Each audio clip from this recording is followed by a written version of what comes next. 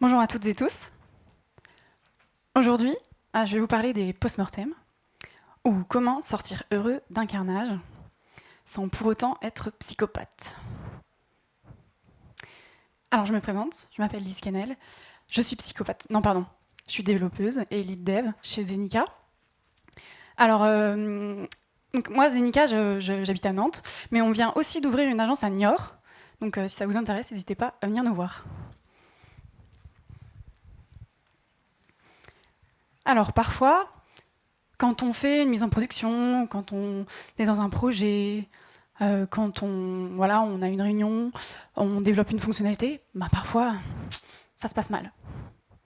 D'ailleurs, ici, là, à main levée, là, qui a déjà participé à un de ces événements là où ça s'est pas très bien passé, voire carrément mal passé? Ok. Ça me rassure, vous aussi vous aimez les carnages, ça fait plaisir à voir. Et alors, quand il y a ce genre d'événement qui se passe, qu'est-ce qu'on fait? Et surtout, on n'en parle pas. On n'en parle pas, on garde tout pour nous, histoire de bien ressasser là tout ce qu'on a comme rancœur en nous. Et aussi, comme on n'en parle pas, on n'en parle pas avec les autres, et on n'a pas toutes les infos en fait sur ce qui s'est passé. Donc on va avoir une vision biaisée de la réalité. Et du fait de cette vision biaisée, eh bien, on va tenir les autres pour responsables de ce qui s'est passé. Et au final, rien ne change. Et on va avoir le parfait combo pour que tout recommence exactement pareil, on va faire les mêmes erreurs, voire pire, parce qu'il y aura eu un précédent, et donc du coup, on aura des a priori chacun, et donc voilà, ça va recommencer de manière encore pire. Alors pour éviter ça, qu'est-ce qu'on fait? On organise un post-mortem.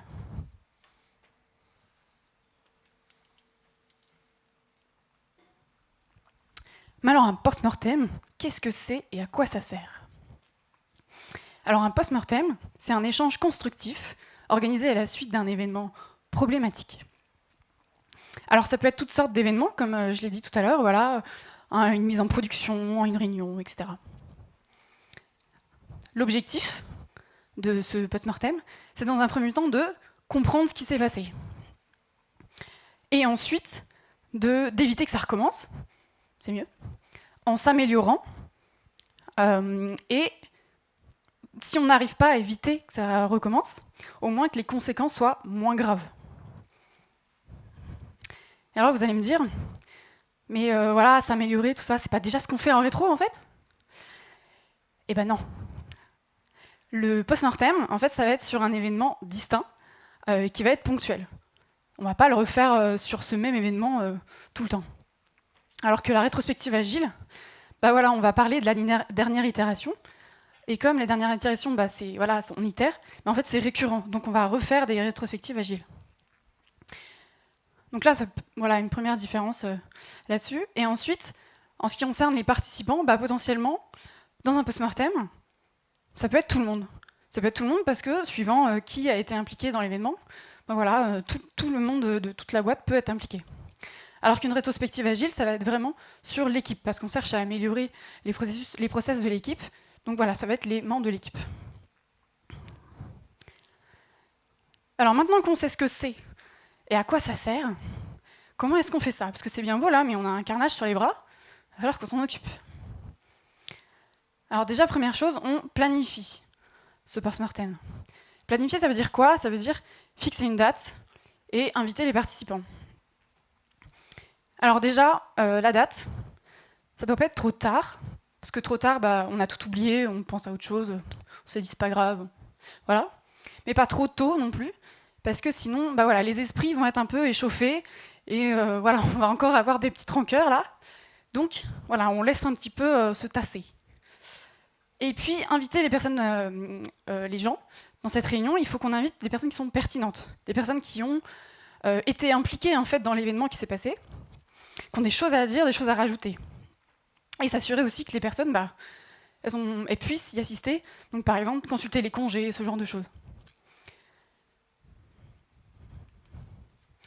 Ensuite, on va chercher à définir des rôles. Alors ces rôles, ils sont au nombre de 3. Il y a des rôles qu'on va pouvoir définir au moment de la réunion, et d'autres qu'il va falloir prévoir un peu plus en avance. Typiquement, un rôle qu'il va falloir prévoir en avance, c'est celui de l'animateur. Alors l'animateur, lui, son rôle, ça va être voilà, d'animer l'échange. Il va faire de la facilitation. Voilà. Donc, typiquement, c'est aussi une personne qu'on va devoir donc, notamment prévoir en avance, mais une personne extérieure à l'événement. Parce que si c'est une personne qui est impliquée dans l'événement, voilà, il va être partie prenante. Et voilà, l'animateur, il doit être en retrait, il doit être neutre au niveau de, voilà, des discussions. Le deuxième rôle, ça va être celui du timekeeper. Alors lui, c'est le maître du temps. Le maître du temps, il doit avertir les autres un petit peu du temps qui passe. Et notamment, voilà, si on passe trop de temps sur quelque chose, on ne va pas avoir le temps de tout traiter. Donc voilà, il va permettre de réguler un petit peu où est-ce qu'on en est. Troisième rôle, le rôle du scribe. Alors lui, il prend des notes pour à la fin former un compte-rendu, tout simplement.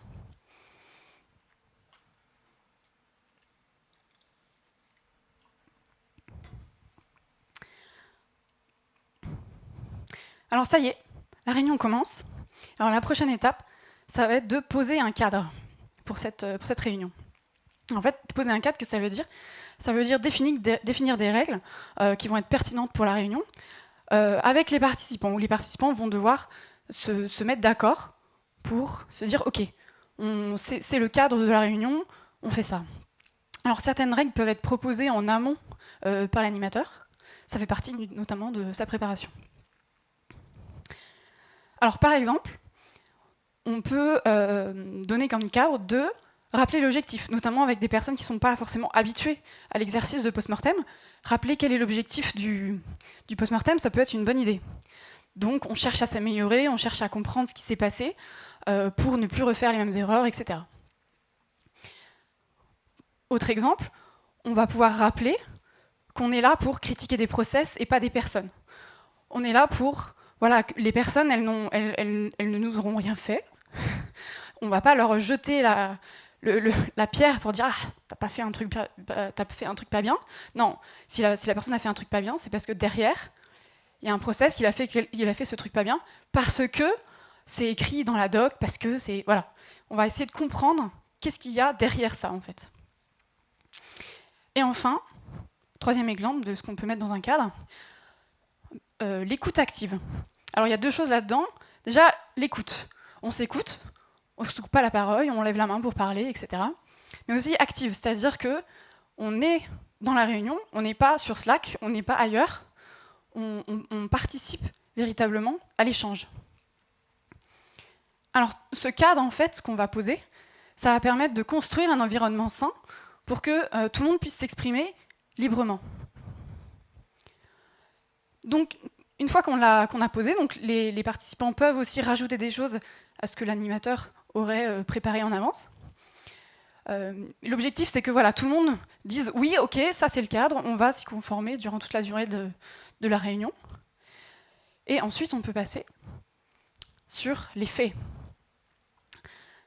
Alors, les faits, c'est des faits qui sont datés, objectifs et sans jugement. Alors, ce qu'on va faire avec ces faits, c'est qu'on va venir les placer sur une frise chronologique.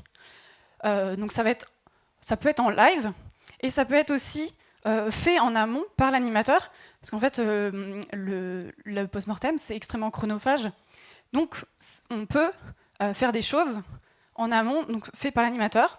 Donc l'animateur, il peut aller à la pêche aux infos auprès des participants pour dire « Ok, toi, qu'est-ce qui s'est passé voilà, donne-moi les faits, etc. » Il va les placer sur une frise. Et on va avoir ce genre de choses. Donc, par exemple, nous, notre carnage, comment est-ce qu'il s'est déroulé ? Alors, on sait que le 11 mars, à 15h10, on a une première alerte. Un premier cadavre est tombé. L'API ne répond plus. Le 11 mars, à 15h12, une autre alerte. En fait, c'est plusieurs cadavres. Les applications front ne répondent plus non plus. Ensuite, le 11 mars à 15h15, une investigation est lancée. Mobilisation de l'équipe pour trouver l'origine du problème. Le 11 mars à 17h, le suspect est identifié. C'est une attaque DDoS qui est en cours. Et le 11 mars à 18h, le suspect est en fuite. L'attaque DDoS a cessé. Alors, juste, je précise un petit peu, attaque DDoS, pour ceux qui ne savent pas, c'est une attaque déni de service. En gros, ça consiste juste à spammer de manière violente des millions de fois le même serveur. Et du coup, le serveur il se retrouve genre, sous l'eau par les requêtes, donc il ne peut plus répondre, tout simplement. Alors, donc l'effet peut être posé en amont par l'animateur, je l'ai dit, mais on peut en rajouter pendant la réunion. C'est aussi pour ça que c'est important d'inviter les bonnes personnes qui ont, qui ont une vision globale de ce qui s'est passé. Du coup, en invitant d'autres personnes, on découvre que le 11 mars à 15h11, en fait, il y avait une autre alerte qui avait été donnée, c'est que la victime était introuvable. Les utilisateurs remontent au support des problèmes sur la plateforme. On apprend aussi que les témoins s'accumulent. Il y a eu 2000 demandes de support en 1 heure. Et finalement, le 12 mars, on a décompté les témoins. Au global, 3 millions d'utilisateurs impactés. Alors sur cette frise chronologique, je l'ai dit, on met des faits, on met des choses factuelles. En fait, le but derrière ça, c'est que personne ne peut réfuter ça. On se base sur des choses tangibles, des chiffres, des dates. Voilà, il n'y a pas d'interprétation et tout, c'est clair, c'est net, c'est précis. Par exemple, si sur l'investigation lancée, quelqu'un avait proposé investigation tardive, ça ne serait pas allé en fait, parce que le fait de dire que c'est tardif, on donne un avis sur ce qui s'est passé, donc c'est pas correct. Alors une fois que les faits sont posés, on va pouvoir cibler véritablement les points de douleur.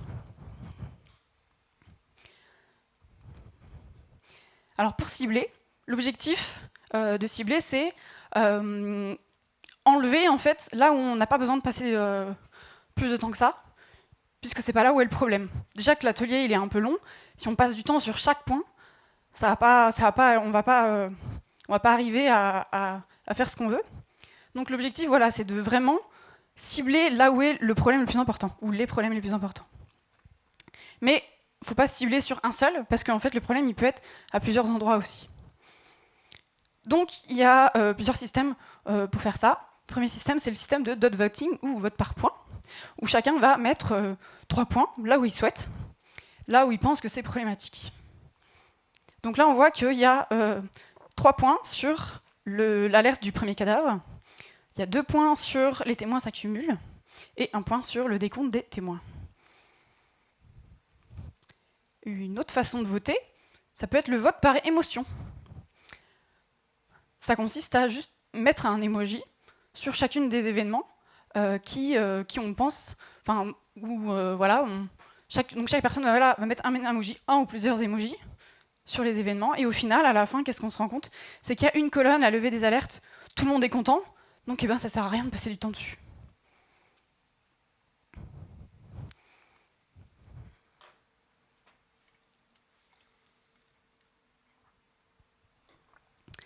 Ok. Alors maintenant que les sujets importants sont ciblés, ça va venir le moment de l'analyse, tout simplement pour identifier les vrais problèmes. Alors pour l'analyse, il y a plusieurs méthodes. Il y a la méthode des 5 pourquoi, la méthode du diagramme en arête de poisson et le dérivé de l'expérience map. Alors je vais revenir du coup sur ces 3 méthodes. Tous les ateliers ne sont pas forcément pertinents à chaque fois. C'est un peu, moi j'adapte un petit peu le format à chaque problématique, je choisis un petit peu, suivant ce que je veux faire.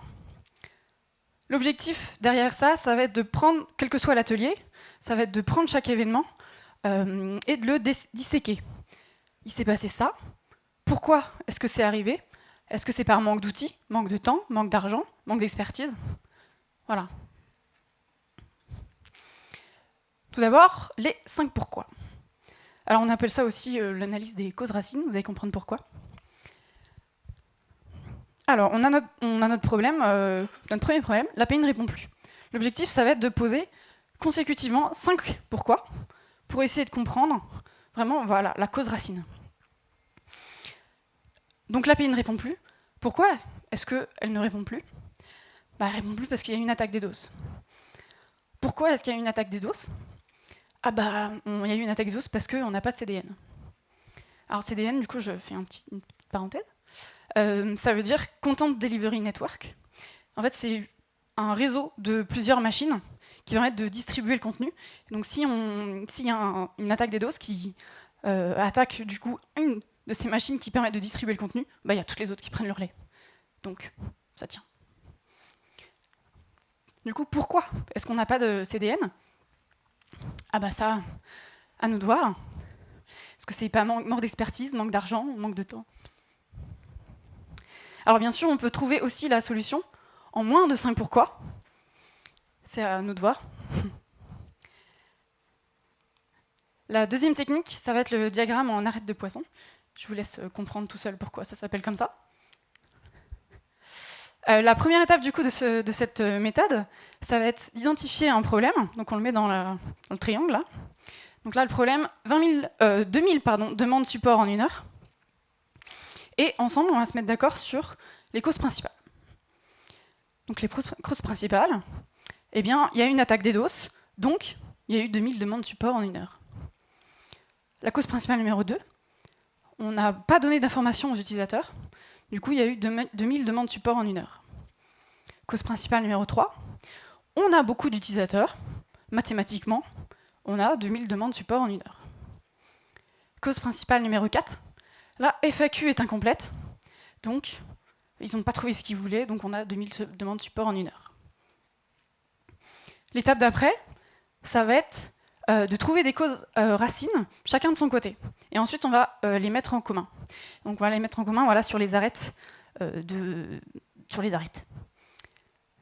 Donc par exemple, pour la cause principale numéro 1, la cause donc de l'attaque DDoS, on a trouvé que c'était l'absence de CDN. Enfin, il a été proposé que c'était l'absence de CDN.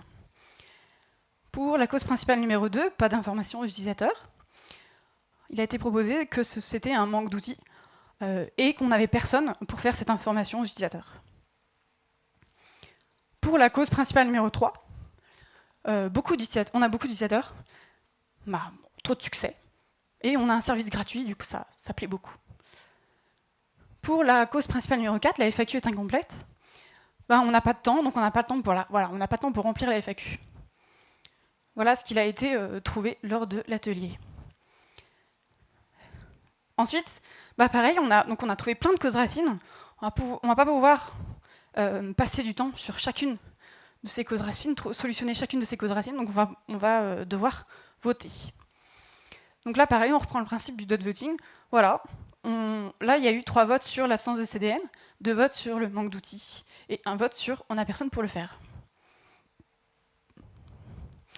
Troisième méthode, celle donc ce que j'appelle le dérivé de l'expérience map.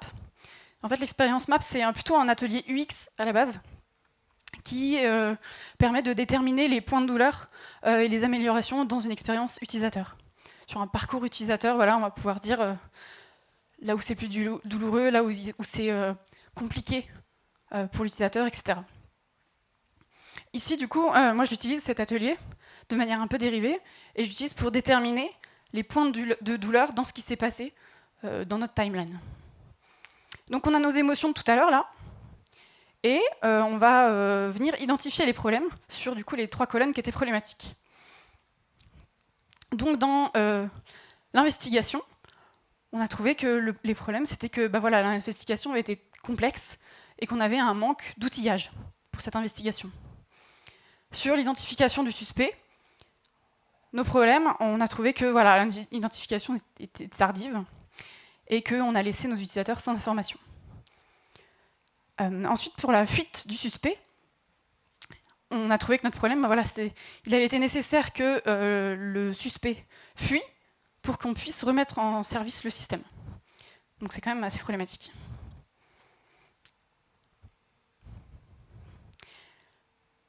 Une fois que du coup on a trouvé toutes nos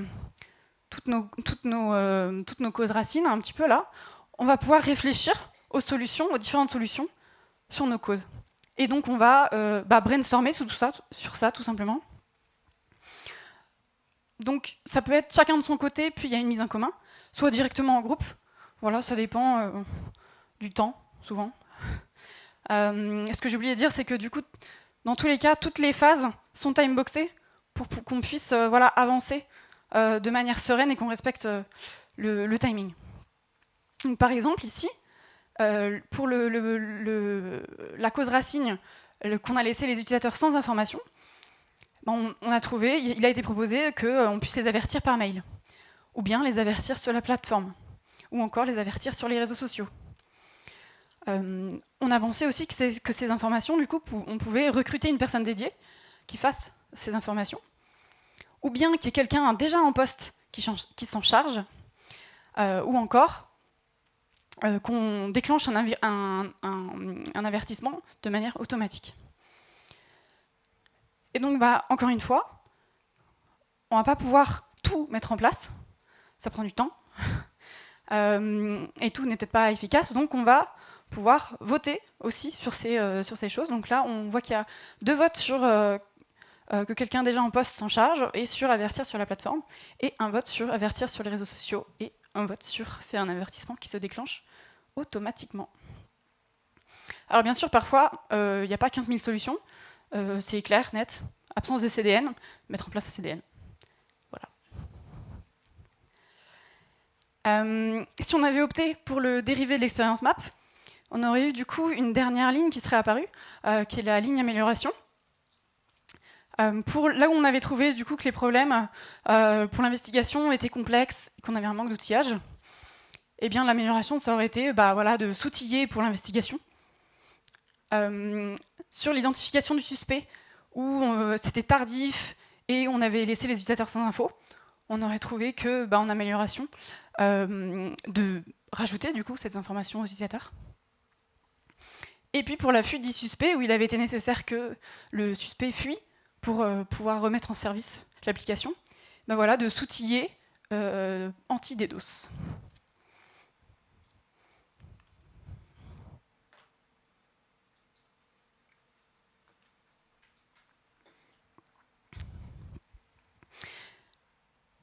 Au final, quel que soit l'atelier qui a été utilisé, l'idée, c'est de pouvoir aboutir à des actions d'amélioration. Parce que sur cette phase du coup, de post-mortem, alors du coup, on a pu désamorcer des choses, etc., dans le fait de la parole, etc. Mais sans action, on met rien en place. Et si on met rien en place, il y a quand même des choses potentiellement qui vont se reproduire. Donc c'est pour ça que c'est extrêmement important d'avoir des actions d'amélioration et de les tenir. Alors voilà, nos solutions ont été identifiées. Elles sont, du coup, ça donne lieu à des actions qui doivent être claires et précises. Pas hypothétiquement faire un truc, non. Mettre en place un CDN, ajouter un bandeau d'information sur la plateforme, ajouter une entrée spécifique dans la FAQ. Voilà. On sait ce qu'il y a à faire, c'est clair, net, précis. Autre chose aussi qui est important, c'est d'avoir un responsable sur ces actions. Si on ne met pas de responsable, alors c'est pas un responsable, je précise, c'est pas un responsable qui va faire les actions. C'est un responsable qui s'assure que l'action est prise, est faite. Avoir un responsable, ça permet de faire avancer le sujet. Si on ne met pas de responsable, c'est à tout le monde, donc c'est à personne. C'est pour ça que les responsables, c'est aussi extrêmement important. Donc là, on voit, voilà, il y a un responsable, c'est Annie qui a pris mettre en place le CDN, Hervé qui se charge de vérifier l'ajout d'un bandeau d'information sur la plateforme, et Youssef qui se charge d'ajouter une entrée spécifique dans la FAQ. Et également, ce qui nous manque là, c'est une date permettant de vérifier la mise en place. Ou en tout cas, vérifier l'avancement. Donc c'est ça aussi qu'on va mettre sur les actions. Donc par exemple, prochain début de sprint pour mettre en place un CDN, également pour ajouter un bandeau d'information, et la prochaine réunion support pour l'ajout d'une entrée spécifique dans la FAQ. En conclusion, ce que je voudrais dire, c'est retenez que dans un premier temps, c'est les faits. On déroule les faits, ça doit être du coup des événements datés, objectifs, chiffrés, sans subjectivité, sans petites choses qui pourraient ne pas être vraies en fait, tout simplement. Deuxième chose, cibler ce sur quoi vous allez travailler, parce qu'on ne peut pas tout faire, et parce que le problème n'est pas partout. Donc vous ciblez, donc c'est avec le système de dot voting ou vote par émotion. Ensuite, on passe à la phase d'analyse, avec soit la méthode des 5 pourquoi, les arêtes de poisson ou l'expérience MAP. Et enfin, solutionner, où à partir des causes que vous avez trouvées, vous allez pouvoir trouver des solutions, vous allez pouvoir brainstormer sur les plein d'idées. Cependant, un atelier post-mortem, c'est chronophage. Je l'ai dit, donc c'est important de bien préparer, que l'animateur il prépare bien tous les supports, qu'il prépare des choses qui sont déjà faites en avance pour que l'atelier soit fait de manière le plus fluide possible. Également, le rôle du timekeeper est extrêmement important parce que c'est lui qui va permettre de surveiller où on en est, si on est en retard. On est souvent en retard pendant la réunion. Autre chose, du coup, soyez doux avec les gens, dur avec les process. J'en ai parlé au début, mais ça, c'est limite le plus important. On blâme pas les personnes. Les personnes, elles sont pas responsables de ce qu'elles ont fait, en fait. C'est les process derrière qui sont responsables de ça. C'est les process qu'on doit changer, c'est pas les gens. Et puis, ayez des actions d'amélioration et un suivi de celles-ci surtout, puisque c'est ça qui va vous permettre, justement, d'améliorer vos process. Je voudrais aussi attirer votre attention sur la loi de Pareto. C'est important de bien identifier et de bien prioriser vos actions d'amélioration, parce que si vous passez 80% d'efforts pour 20% de résultats, ça va pas être top. Donc moi je vous conseille plus de bien voter, de bien choisir là où est-ce que vous allez passer 20% d'efforts et pour 80% de résultats. Et avec ça, j'espère maintenant que vous sortirez heureux de vos carnages. Merci.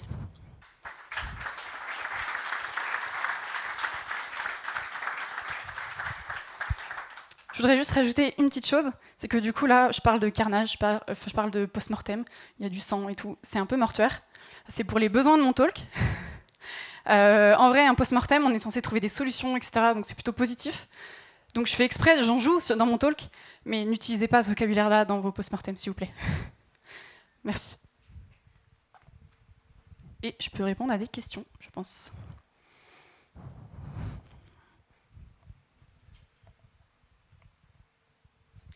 Oui, Fanny. Je suis tout à fait d'accord avec toi sur le fait que ça doit être bienveillant, que c'est surtout les process et les outils que tu vises et pas les personnes.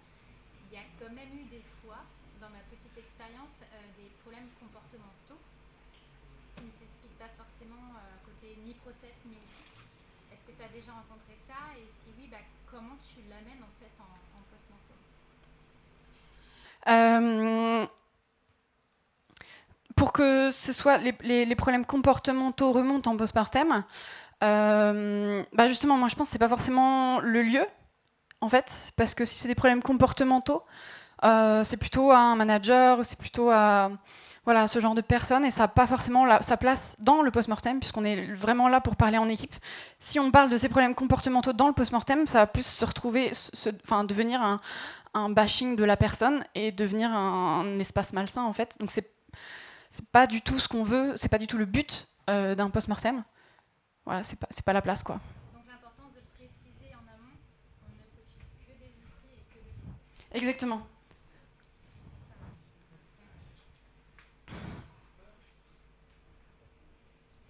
Oui. Toujours pour revenir sur ce point-là, comme quoi on ne doit pas attaquer les personnes mais uniquement les process. Souvent les process sont conçus par les personnes. Comment ils le vivent? C'est toute la difficulté. En tant que personne, il faut apprendre à se dégager. C'est comme quand on développe. Je ne suis pas mon code, vous n'êtes pas votre code. Donc c'est pareil, il faut apprendre à critiquer le code et pas critiquer la personne qui est derrière. Donc là, c'est pareil sur les process. Il y a des petites formulations de phrases qu'on peut utiliser. On va pas dire tu as fait quelque chose de mal. Enfin, on va pas utiliser le tu, on va utiliser le on ou le nous pour que ce soit global, soit l'entreprise et pas viser sur une personne. Donc il y a des petites formulations comme ça, par exemple, c'est un des trucs qui me vient en tête, qui peuvent aider vis-à-vis de ça. Mais en effet, il y a des personnes qui sont très attachées à leur bébé de process et tout. C'est un peu compliqué, mais voilà, c'est un accompagnement, c'est un travail de tous les jours de dire ok, non, Le process est à toute la boîte, ce n'est pas ton process, etc., etc. Comme le code, c'est pareil, c'est un travail de tous les jours pour les gens qui ne sont pas habitués à ça, on va dire. Oui. Et ben, ça peut être un problème de communication sur le process. Voilà. La communication est un process aussi. Si on n'a pas communiqué le process... Oui. Je rebondis là-dessus. En fait, souvent, quand on sort d'un post-mortem, on voit que le plan d'action, c'est rappel de consignes. Comment on fait pour s'assurer qu'en sortie du post-mortem, on a un plan d'action qui est quantifiable et qu'on s'assure que, par exemple, rappel de consignes, si c'est une personne qui arrive, l'erreur est humaine et on ne peut pas juste dire bah oui, mais ça aide pas d'avoir pas en sortie de post-mortem des actions qui soient smart en fait.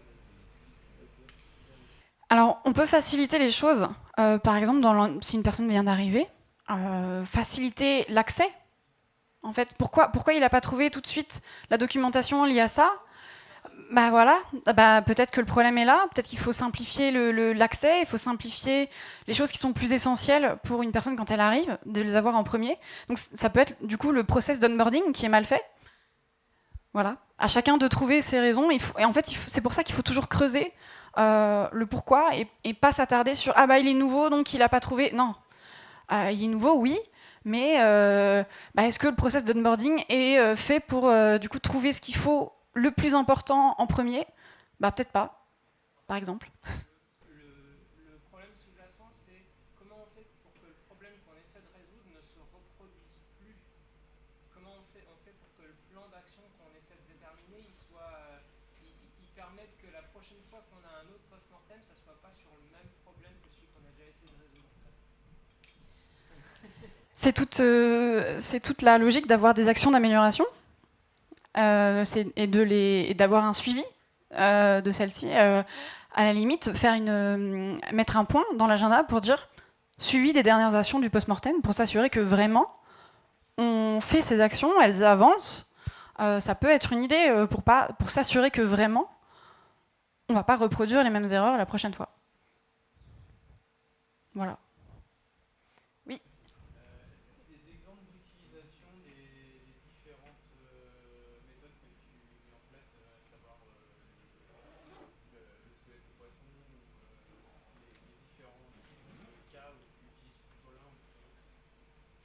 Ah oui, ok, pas des exemples forcément plus concrets, mais savoir quand utiliser l'un, quand utiliser l'autre, etc.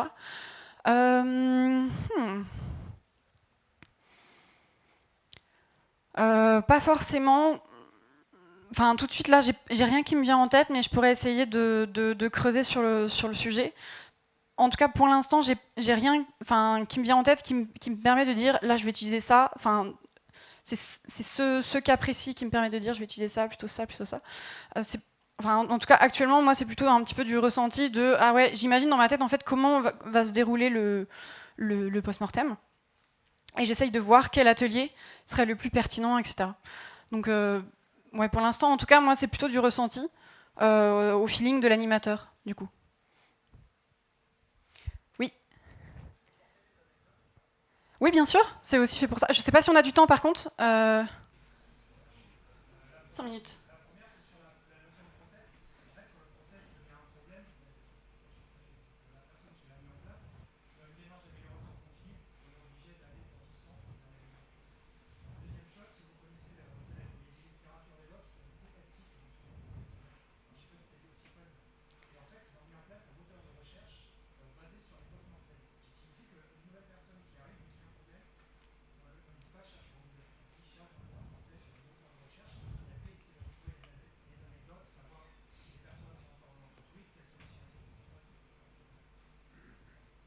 Ok, merci.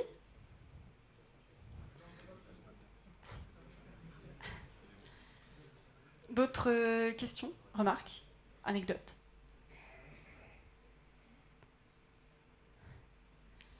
Eh ben, merci à vous.